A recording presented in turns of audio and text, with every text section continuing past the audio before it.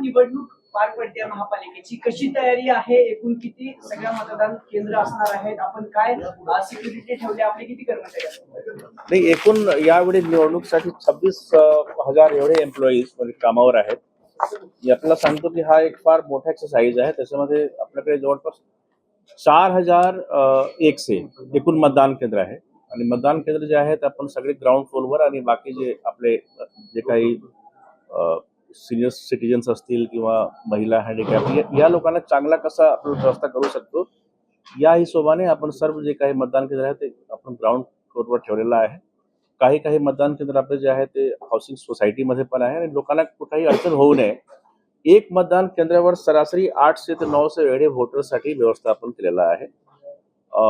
Total आपल्याला माहिती आहे की इथे आमच्याकडे 15 RO आहे आणि बेसिकली 15 जे RO ऑफिस आहेत त्यांच्या मार्फत वेगवेगळे जे वॉर्ड आहेत त्याच्या बाबतीत आम्ही कारवाई करतो. बेसिकली एक जे RO आहे यांच्याकडे सरासरी म्हणजे 3 ते 4 असे एवढे वॉर्डचे सगळे प्रक्रिया आम्ही करतो आहे. 16 तारीख रोजी काउंटिंग होणार आहे आणि काउंटिंगसाठी वेगळे मनुष्यबळ जवळपास 1,001 एवढे लोकांची नियुक्ती केलेली आहे. यांचा जो काही प्रशिक्षण आहे ते 12 तारीख रोजी आणि 14 तारीख रोजी आपण आयोजित केलेला आहे. निवडणुकीत बेसिकली कसं आहे की हा एक फार मोठा एक्सरसाइज आहे आणि जिल्हा स्तरावर जवळपास 40 असे स्पेशल ऑफिसर्स आहेत ज्यांची नियुक्ती आम्ही केलेली आहे. याच्यामध्ये आचारसंहितापासून एक्सपेंडिचर मॉनिटरिंगचं काम असेल किंवा वेगवेगळे परवानग्या आहे, सिंगल विंडो सिस्टम आहे किंवा बेसिकली लॉ अँड ऑर्डर मेंटेनन्ससाठी असे खूप सारे हेड्स आहेत. त्यासाठी वेगवेगळे नोडल ऑफिसरची नियुक्ती केलेली आहे. पोलीस प्रशासन सोबत एक चांगल्या प्रकारे एक्सरसाइज करून कुठे कुठे सेन्सिटिव्ह मतदान केंद्र आहे त्याची पण ओळख आपण केलेली आहे. तसेच मागच्या निवडणुकीत जे काही घटना घडली किंवा जे काही इश्यू झाला त्या हिशोबाने आपण प्रत्येक मतदान केंद्र किंवा वॉर्डने हे मॅपिंग केलेलं आहे आणि त्या हिशोबाने सर्वतोपरी काळजी आम्ही घेतो आहे. 14 तारखेला हो बेसिकली आपल्याकडे 26,000 टोटल आहे. त्याच्यामध्ये 1,001 लोक जे आहेत ते काउंटिंगसाठी काम करतील आणि बाकी म्हणजे ऑलमोस्ट 25,000 एवढे आपण मतदान संवेदनशील मतदान केंद्र ऍक्च्युली 9 ते 6 आहे. नॉर्मली ते प्रत्येक वॉर्डमध्ये काही म्हणजे आहे आणि मागच्या निवडणुकीत जे काही म्हणजे घटना घडली किंवा जे काही त्या ठिकाणची हिस्ट्री आहे या हिशोबाने पोलीस डिपार्टमेंट आणि आमच्या आरओनी जो काही जॉईंट एक्सरसाइज केली या हिशोबाने आपण केलेलं आहे. सेन्सिटिव्ह म्हणजे त्या ठिकाणी थोडासा स्पेशल काळजी घेऊ. सीसीटीव्ही, वेबकास्टिंग किंवा एक्स्ट्रा पोलीस बंदोबस्त अशा गोष्टीवर आम्ही भर देणार.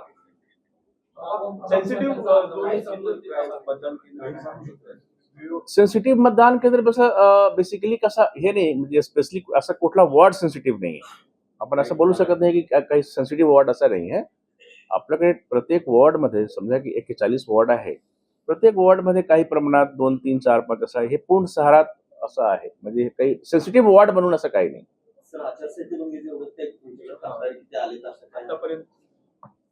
आचारसंहिताच्या बाबतीत तक्रारी आमच्याकडे म्हणजे खूप साऱ्या तक्रारी आलेल्या आहे. काही ठिकाणी तक्रार एकूण आमच्याकडे 24 तक्रारी आहे.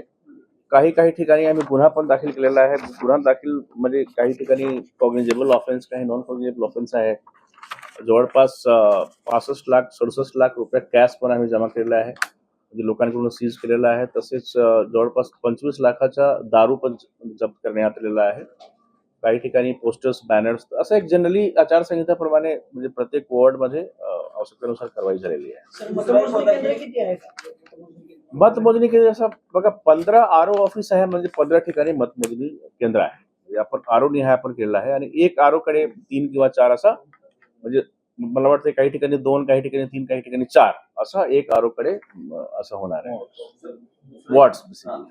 दुसऱ्या विषयाचं की 3.5 लाख दुबार मतदार आहे त्यांचा आता काय काम आहे? एका ठिकाणी समजा तरी 2 ठिकाणी मतदान केलं तर आक्षेप आहे बऱ्याचशा उमेदवारांचा. हो, दुबार मतदानसाठी कसं आहे की त्यांच्या नावासोबत डबल स्टार आम्ही करणार आहोत जेणेकरून जर 2 ठिकाणी नाव असेल तर नक्कीच ते जे काही प्रिसाइडिंग ऑफिसर आहे किंवा पोलिंग ऑफिसर आहे ते पूर्णपणे काळजी घेतील की यांच्याद्वारे दुबार मतदान होऊ नये. हा एक सर्वात महत्त्वाचा विषय आहे. एका ठिकाणी मतदान केलं तर दुसऱ्या ठिकाणी तो करणार नाही, ते कसं जाणार आहे तुमच्याकडे त्या माणसाचे परिशिष्ट आपण एक तयार करतो. परिशिष्ट 2 ज्याला म्हणतो त्याच्यामध्ये भरतो पण की आणि इथे केलेलं आहे पूर्ण रेकॉर्ड असतात. तसेच जर मी एक ठिकाणी मतदान केलं तर माझ्याकडे ते इंडेबल इंक पण मार्क होणार आहे. तसेच जर तो व्यक्ती जर गेला दुसऱ्या ठिकाणी तर हे पूर्णपणे काळजी घेण्यात येईल ना की यांनी इथे मतदान करून आले किंवा आता इथे पहिल्यांदा आले, हे खूप इझी आहे. ते आता हा जो गोष्टी आहेत बेसिकली दुबार मतदान आपण पहिल्यांदा इथे पाहत नाही. प्रत्येक निवडणुकीत हा एक केस होत असते आणि त्यासाठी एक सुनिश्चित प्रोटोकॉल आहे, विधानसभेला पण लोकसभेला पण. त्याच्यामध्ये काही अडचण दिसायला नाही. अजून काही काही उमेदवारांचे जे नातेवाईक आहेत, गुन्हेगारी पार्श्वभूमी असणारे ते नातेवाईक आहेत, त्यांनी देखील प्रचार केल्याचा आरोप अनेकांनी केला होता उमेदवारांनी.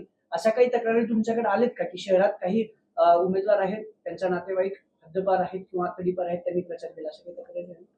प्रचार केला, माझ्याकडे असं काही तक्रार आला नाही. शेवटी कसं आहे की इथे मतलब काही वेळी असा प्रश्न विचारले जातात, पण आम्ही इथे आहो, आमचा जो कक्ष आहे पूर्णपणे ऍक्टिव्ह आहे, टोल फ्री क्रमांक पण आहे. जे काही तक्रारी प्रशासनाकडे येत आहेत, प्रशासन कधी दुर्लक्ष करूच शकत नाही, शक्यच नाही. पण कसं आहे की मतलब काही गोष्टी घडत असेल जे आमच्याकडे येत नाही, पण त्यावेळी आम्हाला सुओ मोठो कारवाई करणे अपेक्षित आहे. पण अशी कुठलाही म्हणजे आमच्याकडे रिपोर्टिंग आलेलं नाही.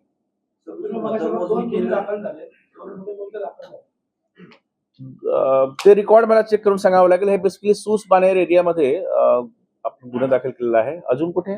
वाहन विना परवाना वाहन हा, एक बिना परवानगी वाहनचं आहे आणि काही कॅश वाटपच्या बाबतीत पण याच्यामध्ये आहे. मतमोजणी केंद्र पण तेवढेच असणार. 15 मतमोजणी केंद्र असणार आहे. ठीक आहे, थँक्यू सो मच. थँक्यू. आयुक्त सरांच्या वतीनं जास्तीत जास्त मतदार